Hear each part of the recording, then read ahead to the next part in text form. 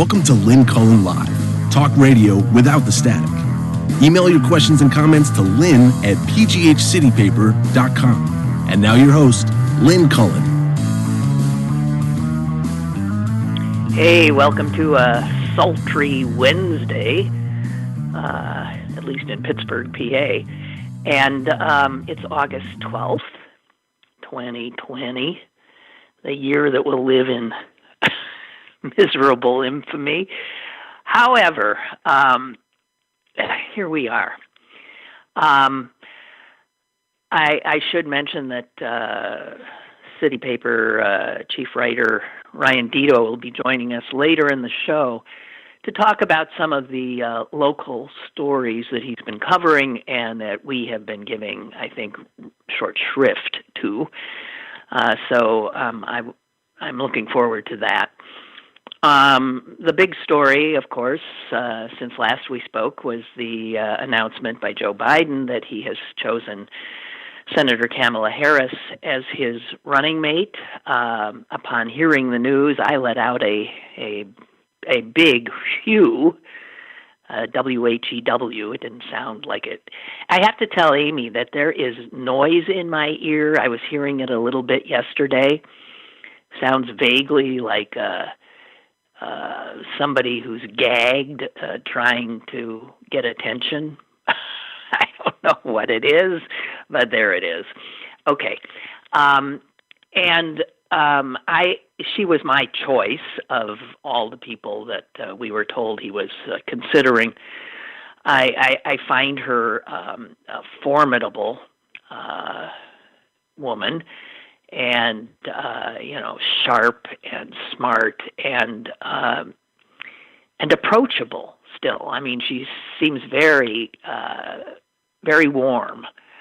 I mean, warm when she is interacting with people, and then like scary when she's got somebody in her crosshairs. And I think she's an incredibly impressive candidate.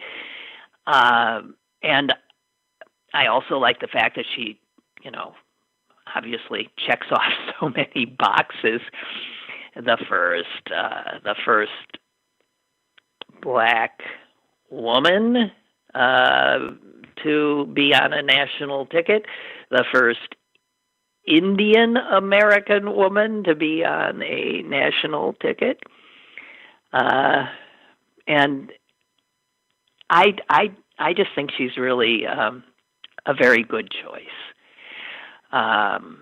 So we're getting closer, and we can't let down. Black women have saved the Democrats time and time again, and it's about time one of their own graced our national ticket. They saved Joe Biden's behind this time around, and so this is only fitting and proper. Whatever you have to say about it is welcome, but I just really like her. Jews are all excited too because she's married to a Jew, and check off another box. So that gets some Jews excited, and the Indian Americans are excited, and the black Americans are excited, and the women are excited, and that's all good. And when turnout is so important. But she was my pick. I was terrified he'd choose Susan Rice, who he was so much more, comfortable with, I think, by virtue of the fact that they had served together in many capacities and knew each other. And every time I have seen her, I mean, she's clearly impressive as well, but I don't get that sense of warmth from her. She's also never run for election, and that's a big negative in this time, if you ask me. Somebody who's not used to taking the kind of blows, and I think she comes with baggage that I think would have been uncomfortable. So I just she didn't float my boat at all, and I'm glad that he went with Kamala Harris. Okay, that's all I have to say about that. I mean, generally speaking, we do know that a vice presidential choice doesn't change too many people's votes for the ticket. That's what history tells us. But I certainly see her as helping to energize the ticket. So, yeah, that's all I have to say, and I'm glad it's behind us. I was this apropos of absolutely nothing. I was just paging through the New York Times today. It's the only print newspaper I am still getting delivered to my venue. I don't know. I can't believe they finally worn me down to maybe go digital. I don't enjoy it anywhere near as much. I do want to page through. I want to be able to rip stories out and highlight them with my marker. That's what I've done all my professional life, and it's hard to give that up. And the Times makes me crazy a lot. I'd kill to have the Washington Post delivered to my door, but they don't. So, okay. Paging through it, though, the arts section to be exact, the Times has for, a few years now, had some kind of a deal with Jeopardy, the TV show, in that they feature in a little box somewhere in the arts section one of the clues of that will be on that day's show, and you have to wait for the next day to see the answer. But this clue, I want one of you. I couldn't answer this in a million years. Absolutely not. And that somebody, I don't know if this is the final Jeopardy thing where they would have had what is that, 30 seconds they have to come up with the answer, or if this is one of the regular clues, because it can be either. Listen to this seriously, and I want, get your pencils out, or pens, and I want somebody, and of course I won't know if you're cheating, I want somebody to answer this question. The general category is knowledge by the numbers, okay? And here's, I just want to know the answer. Here's the clue. Okay. You have to do some addition here. The number of males who served as British Prime Minister in the 1990s, plus Oscars won by Tom Hanks, plus protons in a helium nucleus. And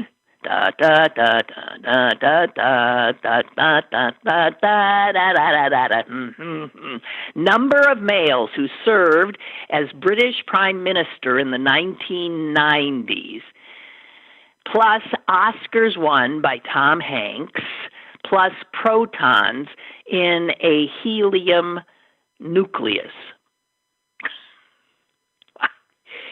I don't know the answers to any of them. I mean, I would guess at the Prime Minister one, because 90s would be, is Thatcher in there a little bit at the beginning? Maybe. And then Tony, what's his name? I think the first number is a 1 or a 2. 2 maybe? 1 or 2. Tom Hanks Oscars? He won for, I don't know what he won for. He's nominated constantly. What did he win for? Did he win for Castaway? Did he win for, what's that one where he plays the, that's Forrest Gump, maybe? Did he win for Philadelphia something? That AIDS one. Did he win for? I don't know. Okay, so that's plus protons in a helium nucleus. I have no idea because I don't know anything about things like that. So I'm just saying that, wow, that caught my eye. Usually I got a shot at some of these things. I have no shot at that at all. So, and what else do I want to say?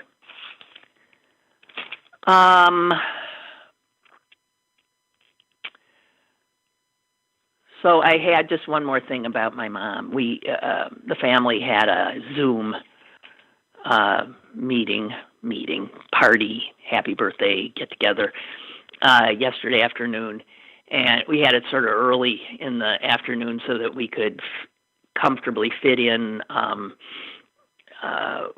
my brother's daughter and husband and baby who live in London. And so they were there. It was, there's something so wonderful about seeing all these people you love in these little squares. And some of them look so miserable. I mean, they do. They're sitting there like, they're all ages, everything from 5 weeks old to 98. And all in between, and on different continents, and grumpy 20-somethings, and it's just an old codgers like my brother and me, and it's bittersweet because I want to be with them, and normally we would all have gotten together. So that's tough. And it's not really like, some people in that situation don't really talk much. And when you start talking, you might be talking over somebody else. It's just... But I was struck by the fact that when my family gets together, it is always funny. It's always interesting because it's a bunch of really, I think, interesting people. And so here we are with my 98-year-old mom, and we're having a pretty good time. And somehow the conversation turns to love letters that President Harding wrote to his lover, to his mistress, who apparently was a German spy. Is that true? And how did that come up? Oh, my niece in London asked my mother, "Who was president when you were born? Was it Wilson or was it?" And we decided it was Harding. And then my brother's son, the archivist, he brought up the letters. Have you ever seen the letters that Harding wrote to his mistress, the spy? And, I would hazard to guess that if we had all answered, we would have said, no, I missed those. And he went on to tell us that they were just so cringeworthy and so out there. And so he said he even had a name for his genitals. And we took off from there. And nobody asked, I like the follow-up question. I'm the only interviewer in the crowd.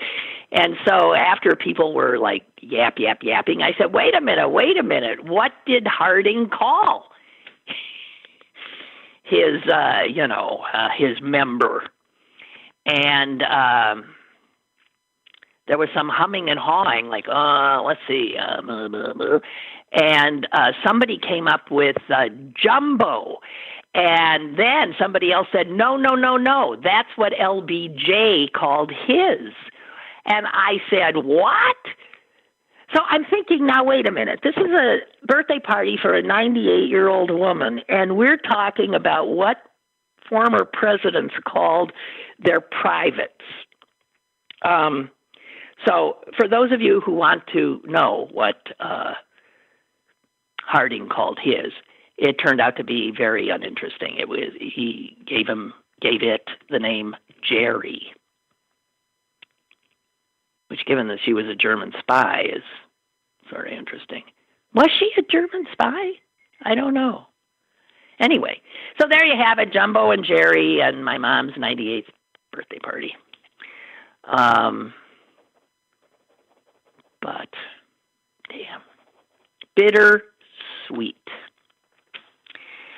And my niece, my brother's other daughter, who's an actress, who last I saw playing Hamlet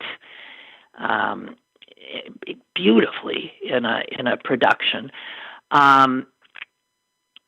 broke her finger in the the final scene where Hamlet's dueling, and she broke it in rehearsal.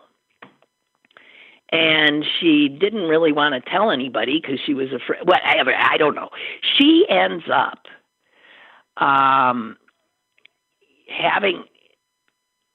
putting a brace on the finger, putting a splint on it. She was wearing the splint when we were with her, but then when she donned her costume to become Hamlet and do the performance, she had to take it off and, do the duel scene all over again and everything else. So what she told us from her little box is she's been having to do rehabilitation months and months later because the doctor has now told her that she likely re-broke the finger every performance. And so now the finger is like, it's all messed up. Yeah. We had two people in two boxes, both with broken middle fingers, my son and Hamlet. Oh, God, guys, don't you miss your families? I do. I really, really, really do. Okay, well, moving on. Nobody has answered the number of males who served as British Prime Minister in the 1990s, plus Oscars won by Tom Hanks, plus protons in a helium nucleus. And if you have, I just haven't gotten it. We have a caller. Maybe he's got the answer. Hello, caller. Hi, this is Father Joseph. No, I'm sorry, I don't have the answer. Darn! But I want to share one of my favorite zoo stories. So we're on I'm just back when I was in the military, and we were on a phone with our top general, and he was having most of us senior folks on the line with him, and it's supposed to be a staff meeting, as if you're in the room with him. Yes. Oh no, did we lose you? So one starts eating a banana, while the other one gets up and leaves. One nods off. It was hilarious watching all this because they none of those people would do any of those things if you were there. Yeah, right. That's right.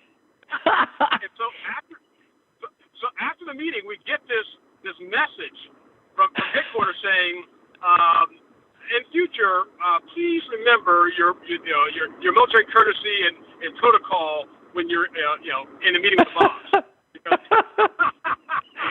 No banana eating, no nodding off, no getting up and leaving.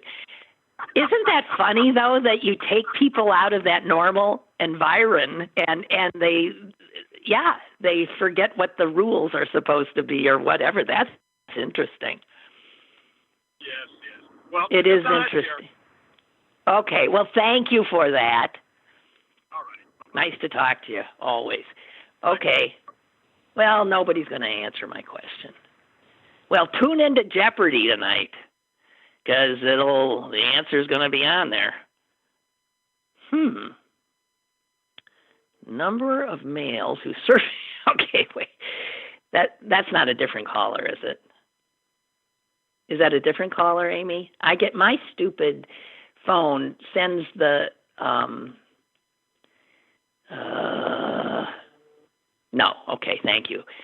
It tells me that when Amy sends me this thing, it says caller, and then about 7-8 minutes later, it sends it again and says caller, and I've learned that that's the same call, but jeez, oh, the trouble.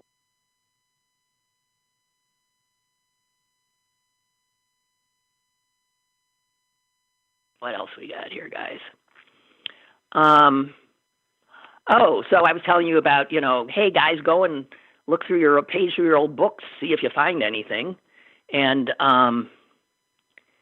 Paul did, and he said, I only made one discovery, an old prayer book. Now, a prayer book would be one where I bet that would be a good one, that something might get slipped into a prayer book. An old prayer book given to my mother by her mother, wow, contained a $2 bill in the middle of the book. And then Paul says, my grandmother always gave a $2 bill to each of her grandchildren for Christmas.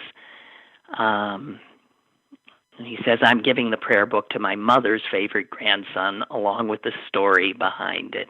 How nice. How do you know who her favorite grandson is? Okay, I got a bunch of people saying they got the answer. Hang on a minute here. First of all, Ed has just one answer. He says, Tom Hanks won for Oscar for Best Actor in Philadelphia. Okay, so I got the movie right, and Forrest Gump, and those were 2 years in a row. So that's 2. Doug, you're the first in. Your final answer is 2? He says the answer's 2, but that wouldn't work if Tom Hanks won 2 Oscars, because then we don't have any. Were there no males? It was Thatcher all through the 90s, and doesn't a helium nucleus have to have a proton? I don't know. Jesus, I don't know anything. Roger's guessing 4. He says it's a complete guess. He's guessing 1 male prime minister, 2, he's got 2 Tom Hanks, and 1 proton. And that comes out to 4. I don't know. I'm saying, okay, I'm going to say 3. I don't know. Geez, I thought you guys would be more on this. All right. What else we got here? Kathy sent me this the other day, and I found it really interesting. This was from an essay in Rolling Stone magazine about that sort of, it smacks the average American right in the face, because we have, even those of us who are able to be critical of our country, we still, most of us, have this sense of our nation as a great nation in many ways, if not a lot. And this essay in Rolling Stone was about the decline of America in the last half century, and how, in fact, it stacks up. Well, geez, wait a minute. Ryan is asking wait a minute. I got a ton of callers. You guys are all not one. Can I okay, let me go to the callers then. Let me go to the callers. Hello? Hello? Am I on? Yeah, you're on. Oh, beautiful. Yeah, I'm Bill, but for years I've always just written in emailed as William. This question's been driving me crazy. Good. So I just went ahead. So if you don't mind, I just went ahead and Googled everything. Well, not everything. Oh, you did. Yeah, Cheating. Sorry. All right. Go ahead. Well, you want it or not? Okay. Well, give me the first one. The number of males is.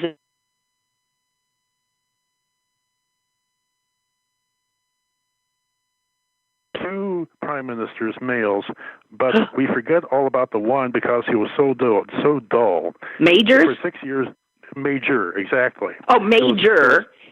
Major and then Blair. And then Tony Blair. Okay. That's so right. It's two. Okay. Mm-hmm. And two Tom Hanks movies. Mm-hmm. And how many protons in a helium nucleus? 2. Oh, my God. So the answer is 6. Yes. 2, and 2. Well, thank you for that. I appreciate it. Surely. Thank you, William. Bye. All right. Bye. I'm sure all the people who are calling behind you are pissed off, though. Is there another caller there? You still there? Yes, you have a pissed off caller. It's back. Yeah, that's what I thought. You know what though? I had the only one I didn't know, and I had to look up was the hydrogen nucleus.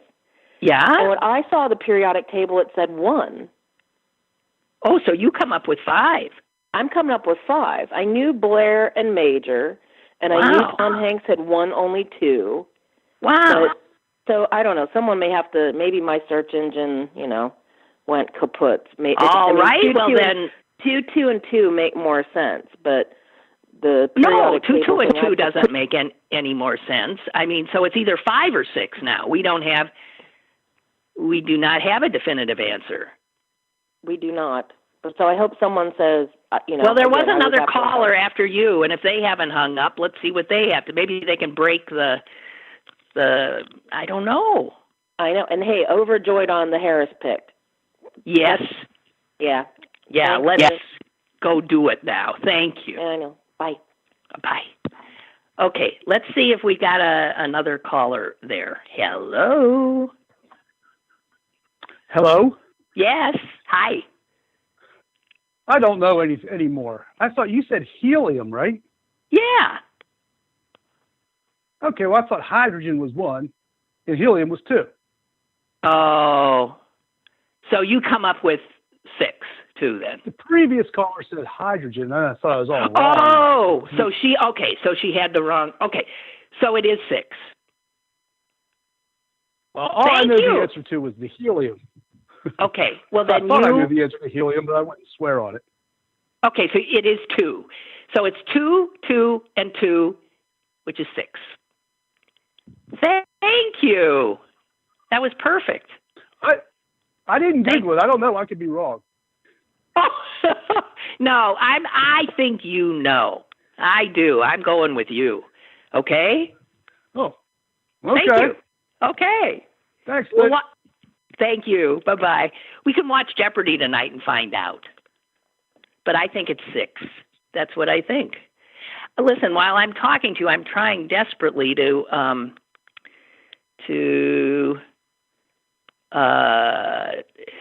respond to Jesus Christ, Deto, who doesn't have the number. I thought he did. Okay, I got it.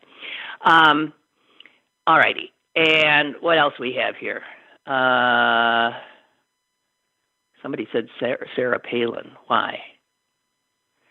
Bob and Braddock, I just heard that Kamala Harris got some friendly advice about being a part of a vice presidential ticket from failed vice president candidate Sarah Palin. Oh, yeah. She'd be like the first person I'd turn to for advice, right? And yes, Kurt writes, the answer each is 2. So 2, 4, 6. It's 6, folks. Hope I didn't ruin your Jeopardy watching tonight. The answer is, what is 6. Okay. There. Well, I think we dispatched with that pretty well. And we should be hearing from Ryan pretty soon, I hope. And I'm loath to bring up another topic in the interim if I told him to call in around 10:30. So I don't know. Is he not calling? Did I give him the right number? I'm sorry, guys. You know,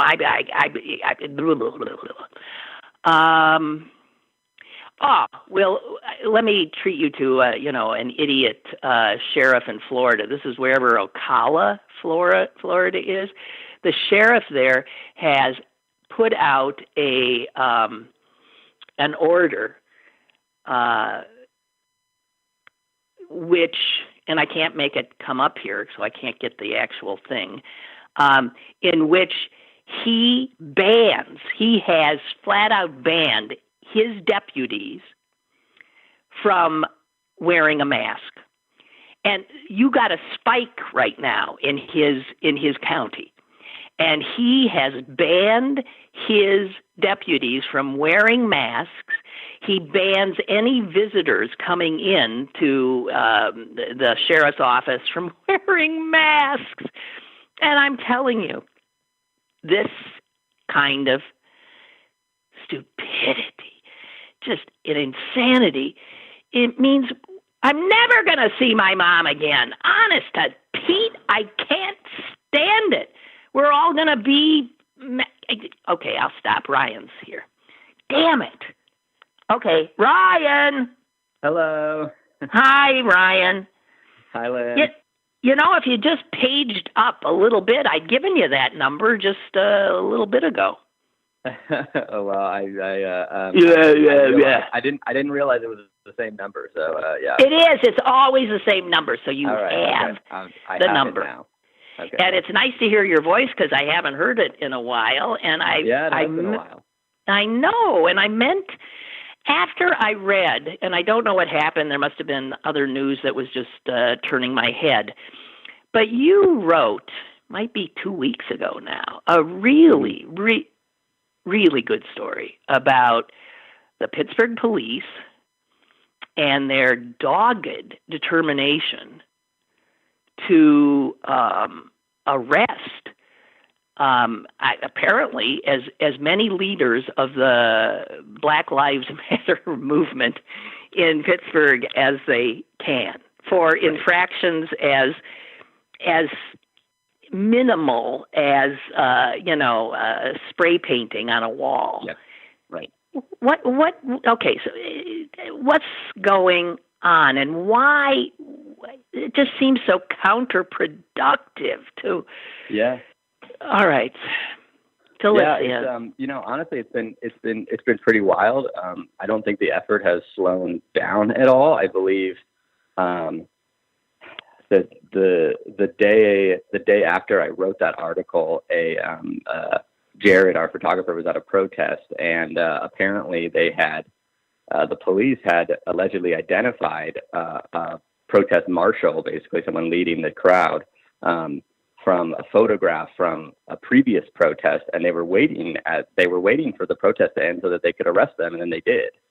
And I don't know what the charges were. We don't know who that person is. Apparently we didn't have a name or anything like that. But before that, it's just been basically, I would like an onslaught of the police scrolling through people's social media feeds, scrolling through news coverage, scrolling through security videos to identify protesters who are allegedly committing crimes and then charging them, and sometimes serious charges. There have been felony charges against 3 pretty prominent Black Lives Matter leaders and people who have been organizing protests and things like that. And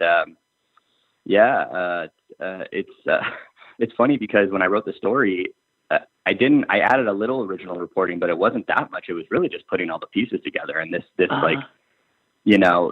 all these things are reported, like in the Trib, in TV News, in the Post-Gazette. in WESA, and just really understanding that the police are definitely like engaging this very aggressive tactic to arrest as many people as they can, basically, that are linked to these protests. And the police are claiming, oh, well, we're only arresting people who are committing crimes, and we're not, we respect people's First Amendment rights. And, I mean, I'm a lot more skeptical than that, and I'm a lot more cynical than that. And I think that what they're doing is trying to, quash the movement, basically, trying to intimidate the movement. Right, intimidate and slow people down so less people show up, so that they do less, maybe less combative or, confrontational things in their protests that generally get more press coverage and generally get a lot of times more sympathy. So, I think honestly it's pretty dark, and it's really something that, I don't know. I mean, it's been, we reported it, and I think Public Source has done some really, really good reporting that's kind of shown the same kind of thesis. And, but at the same time, it doesn't seem to be motivating any kind of huge backlash or anything. I remember seeing on my social media that the police were putting out, these sort of grainy, dark pictures and they were saying, can anyone, we need help in identifying. And I know it was like the Pittsburgh TV stations were disseminating this and helping them in their efforts to identify these malefactors. And but the thing is, and then you'd see they're wanted for, like, throwing an empty water bottle or spray painting graffiti. And what the hell? I don't want the Pittsburgh police to be spending their time on that. Surely there's some more important things they could be doing. Right. I mean, it's been pretty remarkable, honestly, especially with the help that local media has given. And, KDK has been the worst offender. Big shot. They've basically been, anytime the police are searching for somebody, they usually put out, some kind of, basically press release story. And they've done so with gusto with the any protesters. And I think they were the ones that, shared the story about two women who allegedly spray painted a business. Like that's like they're like FBI's most wanted or something like that. And it's really crazy. And I think it really speaks to the crime reporting that we've had in Pittsburgh for a long time. And I think I've really only started to report on this like last 2 years, but that's I think I'm starting to understand why there's such a strong pro-police sentiment in this region. There seems to be a lot of assist from the media in terms of this. Yes. I know that Pittsburgh was the first place that first police union in the country, I believe, and they even with the very documented video evidence of police. What I would say are, doing misconduct against protesters on June 1st and other days. There's plenty of that to show too, but that apparently gets totally drowned out by help us catch this spray painter or help us catch this person who threw a rock. Okay, yes, but on June 1st, that was near me in East Liberty, right? And that's when the cops were firing tear gas and pepper spray and all this stuff, and they arrested 22 protesters. Yep.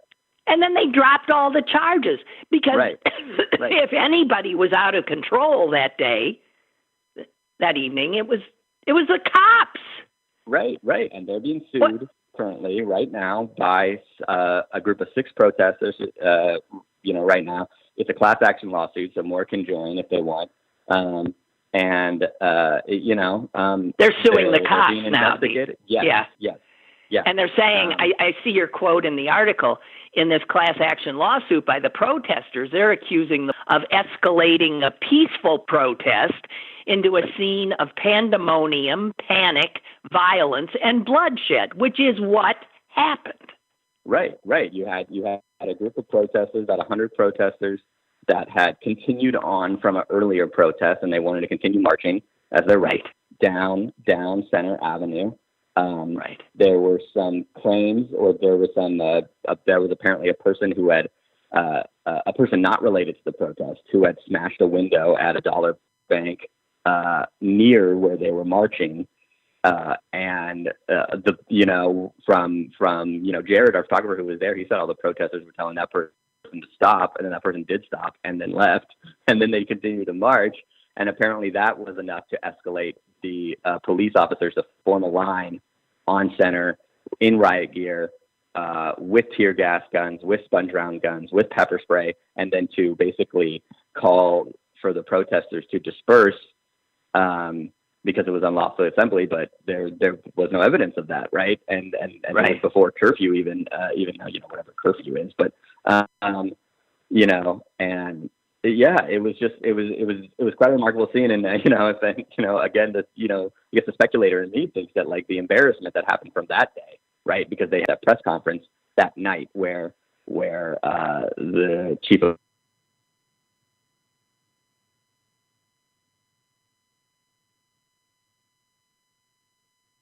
about about what happened there, and then Peduto later admitted to that, and that happened, and it just kind of feels like now they're going out and justifying that no, we're the police, we were right. See, these protesters are criminals, they're doing all these things. I was talking to some friends the other day, and we were sitting in my backyard, and we started hearing drums, and I live very near the mayor. And my son was here, and he had been marching in I guess there was a protest that night, and he did come over to my house, and he said, oh, they're probably going to Peduto's. And my friend said, Peduto's? Why would they? And I informed them, I said, the protesters are not happy at all with Bill Peduto, who, most Pittsburgh think of as a very progressive mayor. But they have a different feel for him. And part of it is because of the lie he told after that night, but also because under him, correct me if I'm wrong, Ryan, the police budget has ballooned under Peduto. Right. It has grown. I think it hasn't grown as much as protesters are saying it's grown, but it has increased, steadily throughout his term. And, it's something that they're like talking about addressing, and all these things. And I think council has some bills, and they passed some bills, but they're not that strong. There's going to be a ballot initiative about, I forget what it is now. What's with county council? Listen to this. Allegheny County Council. This is supposedly a Democratic group. And they actually voted overwhelmingly against a bill to keep cops from using, the tear gas and the kind of weaponry that we know is by the Geneva Conventions isn't allowed to be used in warfare. Right. Well, I think that just speaks to, the pro-police sentiment that exists, because you're talking about the entire county now. So you're talking about, yes, it is dominated by Democrats, but a lot of Democrats are older. You could call them blue dog Democrats. Yes, they are. They're not Democrats. Yeah. Yeah. Again, pro-police sentiment is extremely strong in this area. And, even though there's been documented things against it, it doesn't get a lot of play in the media. Like I said, there's only a few media, outlets that are like really covering it, that are trying to push it, like we are, like Public Sources. And, I don't know, Lynn. It's a little disheartening, honestly, because it's pretty obvious that the police have been more aggressive in these acts. And, I was there on May 30th when the police car was set on fire. I was literally right there. I was like 10 feet away from it. And I understand when you see the video of what happened on TV news from helicopters and everything, it seems like, oh my God, it's chaos. But I don't know. I mean, I was right there. I wasn't scared. It was like, okay, so some people are like beating up on a car, but it's like, it's a car, you know? Like, it's not a well, it's a car that belongs to the government. Right. I'm not saying it's not illegal. Yeah. But I'm saying, but it is a car, right? It's a car. Right. But they come down on that with, you know, you also point out in this article. Yeah, like they incited a riot, but you know, they didn't, because those things were barely connected. That like first cop car burning happened like an hour before anything else. They like basically like took a little break and then they continued downtown. It's like, how is that? You know what I mean? I don't know. No, I know. So the cops respond to certain things and not others, just as our local media respond to the mainstream media to certain things and not others. I reported on my little show here that at that Shaler, brave Shaler protest, that that there were, you know, Trumpians on Mount Royal Boulevard screaming, kill transgenders. Kill transgenders, with, you know, transgender people there. That is an obvious threat. No action has been taken against that man. And yet they're taking action against one of the protesters who said to a bar owner, a restaurant owner, "We're going to, you know, break your windows." They're under arrest. Right. For felonies. For felonies. Okay. For felonies. Like, you know, and that's like, you know, honestly, I brought that comparison up in my story too. And I think it's a really strong one, because they basically were protesting this dress code, which is, perfectly honest, really racist. It says it's like totally racist. It's a gay bar. It's a gay bar, right? Right. Yes. That has a racist dress code. They might as well just say no blacks allowed. It says no baggy pants, no hoodies.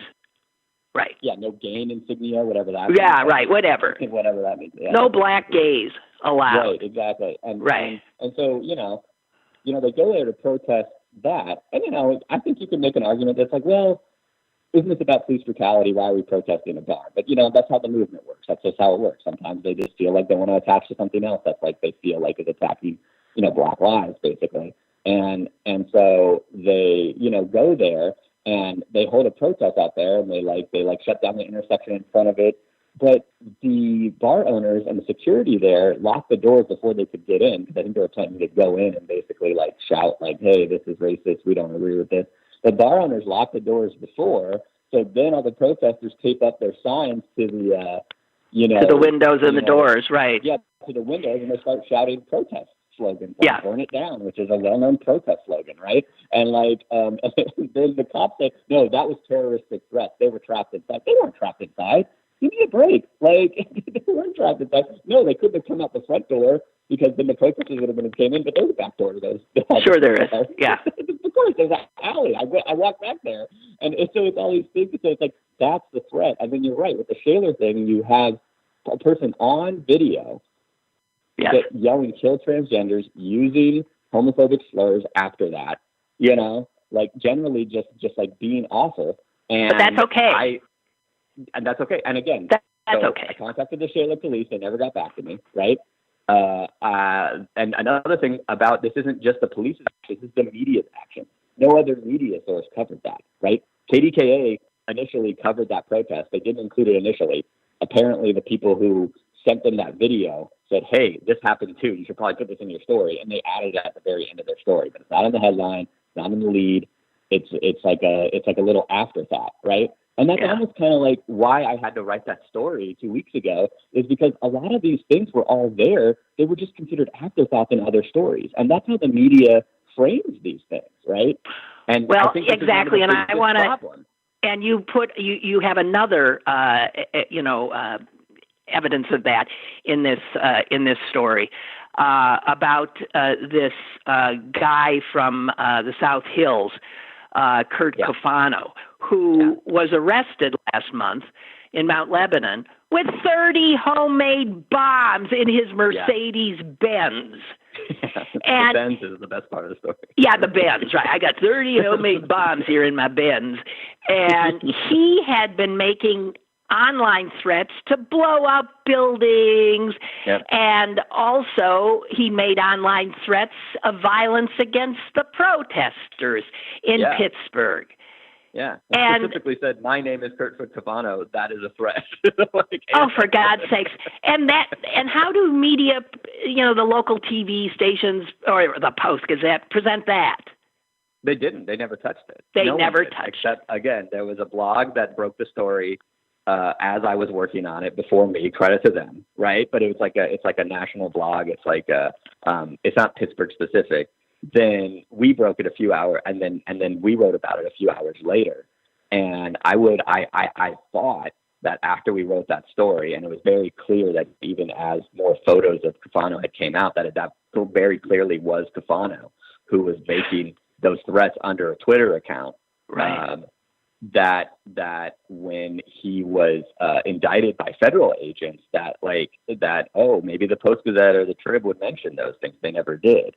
And so it's like, it's hard. I don't know. It's like, we have always struggled for any kind of legitimacy among the press in terms of what we, cover, but it just seems, I think it seems negligent to me to not mention those things, that this person not only was threatening to blow up Harrisburg or a building in Washington, D.C., but he was threatening to hurt and, physically hurt Black Lives Matter. It's a wonder they didn't throw him a ticker tape parade.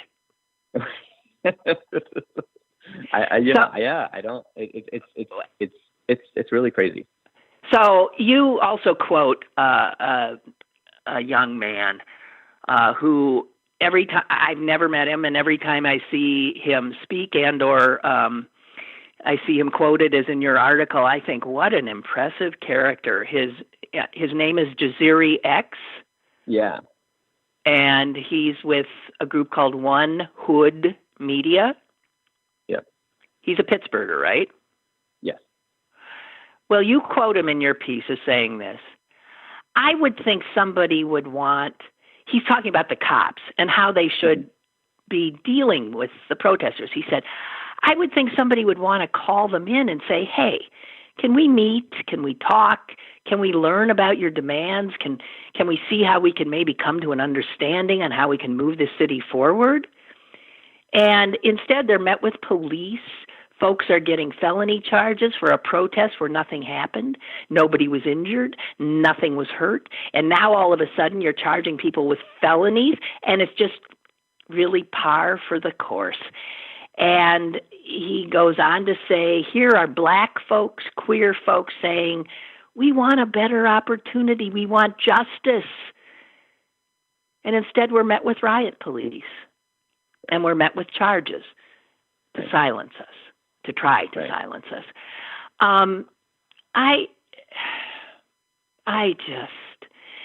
It makes me, the marches, the staying power of these young people is amazing to me. They just keep on keeping on. Yeah. And they are not causing property damage or damage to other people. They are not. They are being great Americans. Right. Oh, I don't know.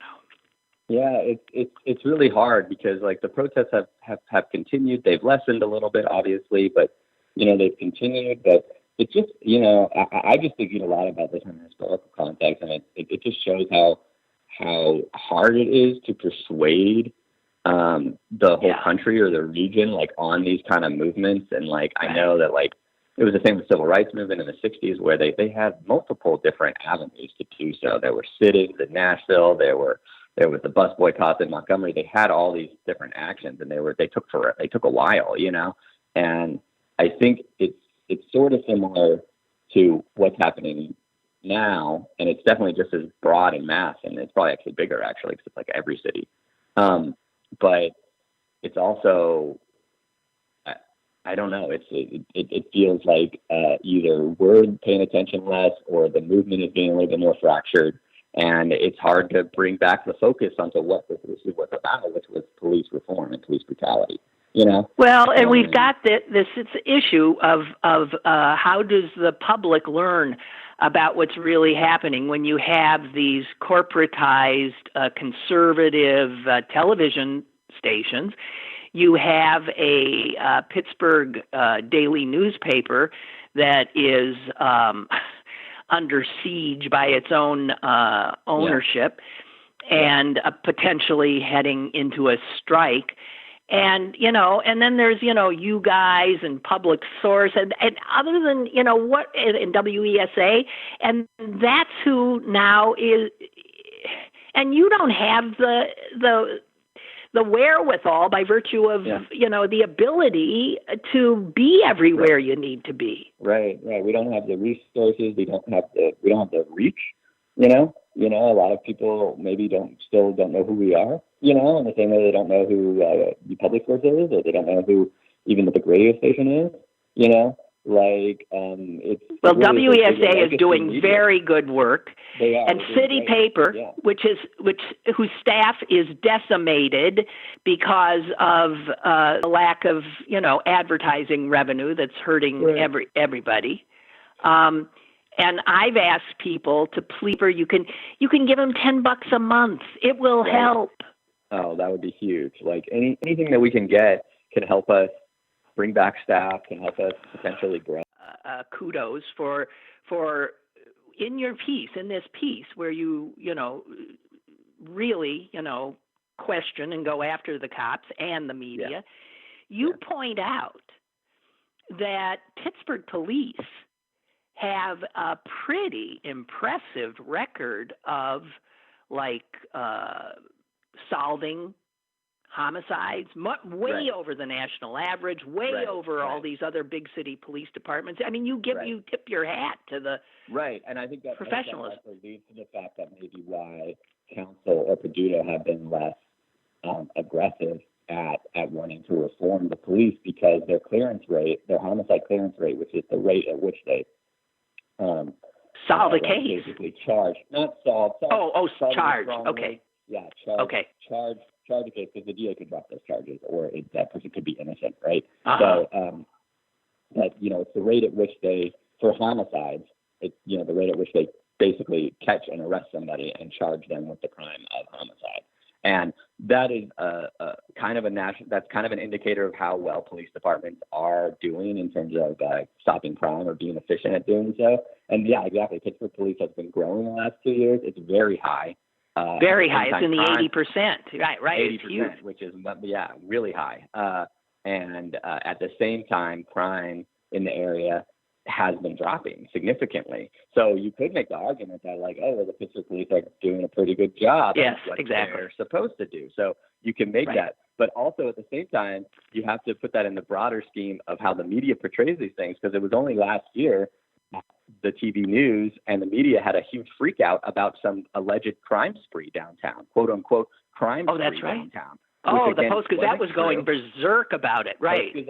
Post-Gazette, KDKA, everybody, that it was this huge, I think John Delano did like three Enterprise stories on it. I mean, it was insane, and it was this huge thing. And so you basically have this it's so hard to combat this movement, because you have what are the facts of the police are the crime rate is dropping, and the police are catching and charging people at pretty high rates for violent, dangerous crimes.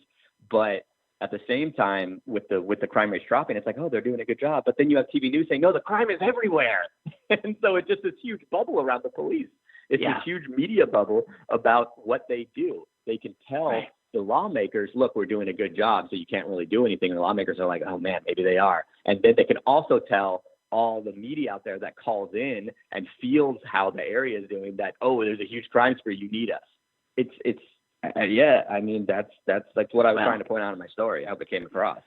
No, it did. And it's a hell of a story. And I thank you for writing it and all the work you're doing, Ryan. Thanks, I wish I wish I could see. I just feel so. Oh, I can't stand this, and we're out of time, and I'm going to have to go. So I thank you so much. Thanks, Lynn. Thanks for having me on. I appreciate it. Okay. Right, I truly do too. Bye. Guys, I just want to leave you with it's upsetting, the COVID report from Allegheny County Health Department today. The new cases continue to be better. 70 new cases in the last 24 hours in Allegheny County. But 13 people died of COVID in the last 24 hours in Allegheny County. I've never seen a number that high. And I want to thank all you young people who had to go to the bar, had to have your parties. I know you figure you'll just get sick and you'll get over it, but you're killing old people. What? They're almost half dead already. Who cares, right? Let me see. The newly reported deaths range, let's see, 2 persons in their 60s, 3 in their 70s, 6 in their 80s, 2 in their 90s. Thanks a lot. And it's, what the hell? I guess they're expendable, as am I. So 1 new hospitalization. The only number that jumped out at me is those 13 deaths. Wow. Okay. Well, thank you all, and stay cool, stay safe, and I'll be back tomorrow. Hope you will too. Bye-bye.